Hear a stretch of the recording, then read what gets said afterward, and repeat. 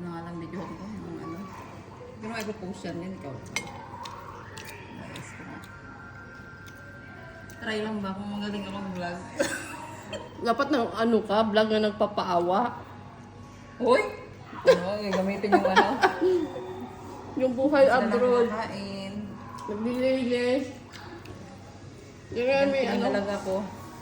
yung dalawang katulong ba, nagpapaawa ba? Kunyari, yung isa nasa loob pala ng plastic ng basura. Yung daming maano sa pag-vlog, oh.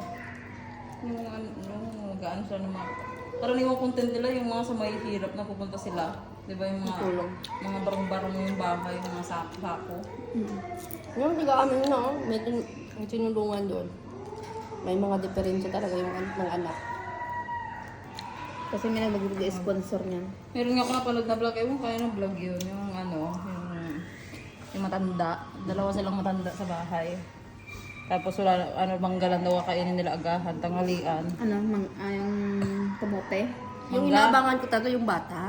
Manggalan kakainin nila Yung bata agahan, din. tanghalian. Tapos nakangiti pa siya. Sabi niya, okay lang sa niya, okay lang. Sarap naman yun eh. Healthy naman yung mangga. Ulam nila. Walang ulang ang kanin, mangga nga lang, tanghalian, agahan, tanghalian. Panghapunan, pag malas-malas pa daw hapunan nila, mangga rin.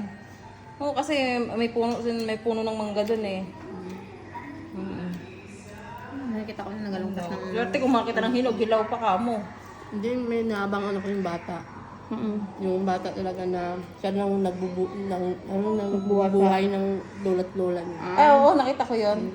Nakita ko. 14 years old na siya.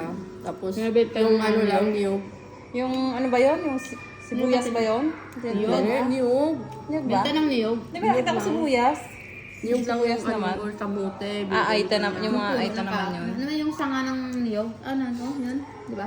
Tapos yung bahay nila, trapal na lang yung ano. Tinulungan na anong vlogger, tinulungan siya. Bisaya yun?